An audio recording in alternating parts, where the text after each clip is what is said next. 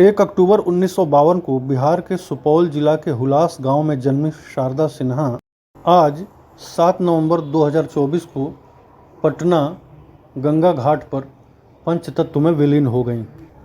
वे cancer के एक विरल रूप से जूझ रही थीं। शारदा सिन्हा की अगाध श्रद्धा छठ माता पर रही। माता तो बच्चों की हल्की सी विलख से जाग जाती है। इस बार तो उनकी प्यारी बेटी कैंसर के दर्द से कराह रही थी। माँ ने बेटी की कराह सुनी तो अपना पहला पैर रखते ही बिटिया को गोद में उठा लिया और अंक में भरकर अपने साथ ले गईं।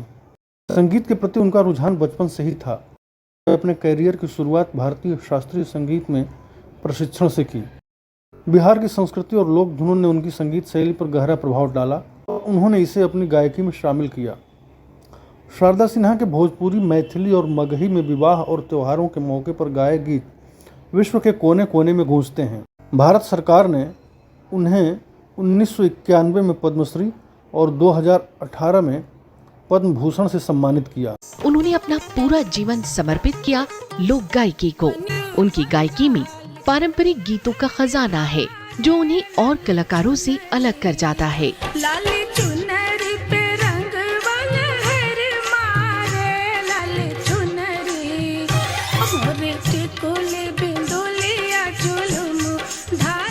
लोकगीतों में उनकी आवाज के खास रंग को बॉलीवुड ने भी अपनी दुनिया में समेटा। मैंने पंडित रामचंद्र झा थे जो स्कूल में टीचर थे, उनसे हमने सीखा। फिर जब मैं थोड़ी बड़ी हुई, 8th क्लास 9th क्लास में जब मैं आई तो पंडित रघु झा जी, उन्होंने क्लासिकल ट्रेनिंग दी मुझे। और उसके बाद उसकी संगीत की उच्च स्तरीय शिक्षा जो होती है, जो वो पंडित सीताराम हरि डांडेकर जी, उनसे हमने लिया। और इसके बाद चूँकि मुझे दादरा ठुमरी बहुत पसंद था तो वो श्रीमती पन्ना देवी जी से मैंने वो सीखा। वो बहुत दिनों तक रह नहीं सकी वहाँ बिहार में, वो बाहर चली गई, वहीं बस गई जाके। तो लेकिन कुछ दिनों तक मैंने लगभग 8 महीने साल भर सीखा, उनसे सीखा। HMV ने एक टैलेंट सर्च निकाला था तो अखबारों में इश्तहार आया था, सबके सब दौड़ गए। कमी जनसंख्या की और टैलेंट्स की कभी नहीं रही है, लोग दौड़ते रहे। मैं भी सोची कि मैं भी इसमें इस क्यू में लगूं कि कैसे मेरा हो जाए। उसमें पता चला कि लखनऊ में ऑडिशन हो रहा है HMV का। मेरे हस्बैंड ने कहा कि ये तो बाहर बॉम्बे में, इसका स्टूडियो तो बॉम्बे में होता था कि लखनऊ में। तो पता चला कि ये चलता फिरता स्टूडियो है जो कि आकर के और नॉर्थ इंडिया में जो है सारे आर्टिस्टों को वहीं पे इकट्ठा करके उनका ऑडिशन लेंगे। अच्छा। तो हम लोग लखनऊ पहुँचे और लखनऊ पहुँचे तो जिस दिन हम पहुँचे उसी दिन ऑडिशन था। हम ट्रेन से उतर के सीधे वहाँ पे लखनऊ में विधानसभा मार्ग में बर्लिंगटन होटल था उन दिनों, बहुत बड़ा। उसके 11 नंबर कमरे में HMV ने अपना स्टूडियो लगाया था। बहुत सारे आर्टिस्ट थे जिनका ऑडिशन चल रहा था। हम लोग गए उस दिन, बिल्कुल तैयार वार भी नहीं हुए, सीधे स्टेशन से आके सीधे, क्योंकि टाइम था उसमें। तो वहाँ गए और खड़े रहे कि अब हमारा होगा। मेरा हुआ। जब मेरा माइक पे आए हम तो गाया, जैसे सब डिस्क्वालीफाई सबको कर रहे थे, भीड़ थी वहाँ पे। तो डिस्क्वालीफाई कर दिया तो मुझे लगा कि बहुत दुख हुआ, बहुत चोट पहुँची मुझे।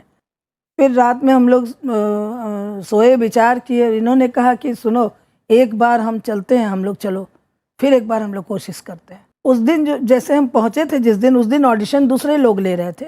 जब हम पहुँचे दूसरे दिन तो मेरा ऑडिशन जब कन्विंस हो गए, मुरली मनोहर स्वरूप थे वहाँ पे, जिनको इन्होंने कहा कि एक मौका और दीजिए, हम लोग ऐसे आए ये। तो उन्होंने कहा कि ठीक है, मैं बात करता हूँ और कोशिश करूँगा कि एक मौका मिल जाए।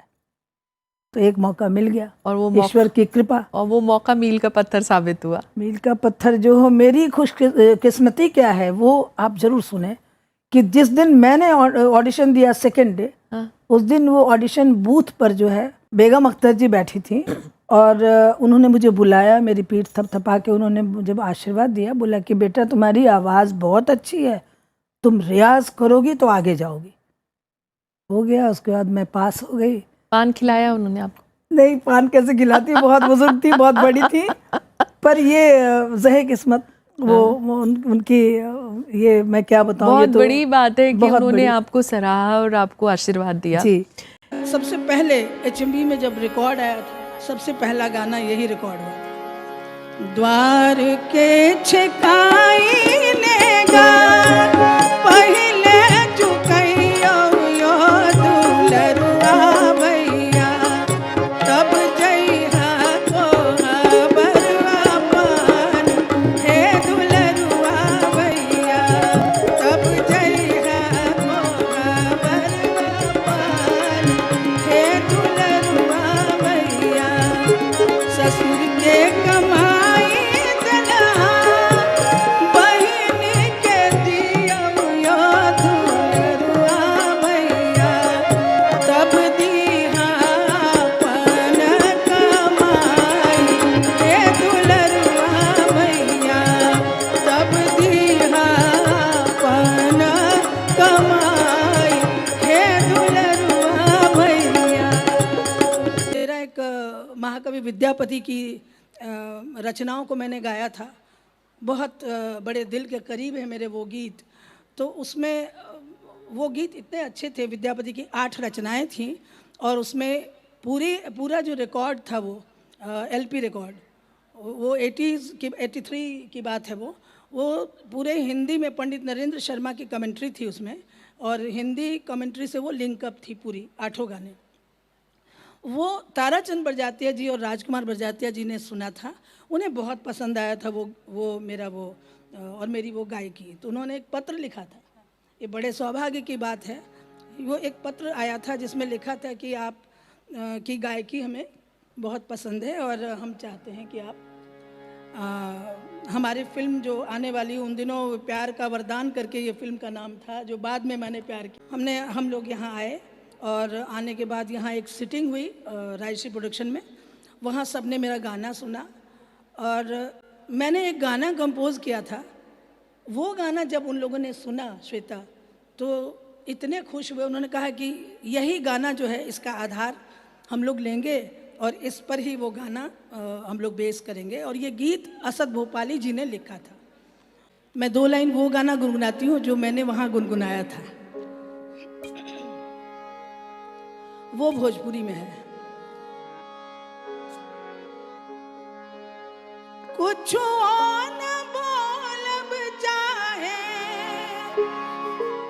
कुछ न बोलब चाहे, कौन सजा द इनका कसूर तनी इतने बता दा, इनका कसूर तनी इतने बता दा। ये भोजपुरी में था और ये कंपोजिशन था, हमने इसको बनाया था। और यही गीत जब असद भोपाली जी ने लिखा, कहे तो से सजना, तो फिल्म का एक अलग ही चार्म और वहाँ की धुनें और उसकी जो फिनिशिंग होती है वो एक अलग तरीके की होती है। देखिए वो गीत, वही गीत है।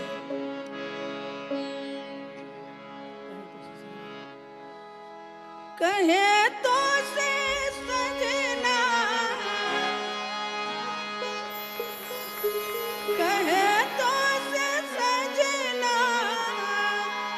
ये तोहरी सजनिया पग पग लिए जाऊं तोहरी बलैया में, पग पग लिए जाऊं तोहरी बलैया। मगन अपनी धुन में, मगन अपनी धुन में रह मोरा सैया, पग पग लिए जाऊं तोहरी बलैया में, पग पग लिए जाऊं तोहरी बलैया। बदरिया से बरसूं घटा बन के छाऊं, बदरिया से बरसूं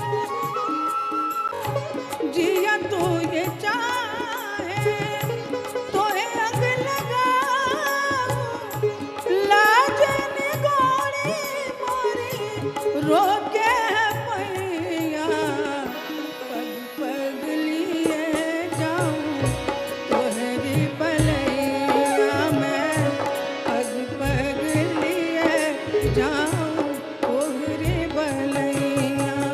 शारदा सिन्हा का संगीत भारतीय समाज की परंपराओं और संस्कृतियों का प्रतीक है। उनके गीतों ने बिहार और झारखंड की सांस्कृतिक धरोहर को विश्व भर में पहुंचाया।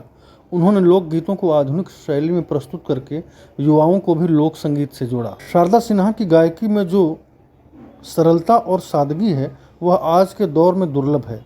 उनके गीत लोक जीवन को प्रतिबिंबित करते हैं और नई पीढ़ी को अपनी संस्कृति से जोड़े रखने में सहायक हैं। ऐसी शख्सियतें सदियों बाद धरती पर अवतरित होती हैं, उन्हें हमारा शत शत नमन।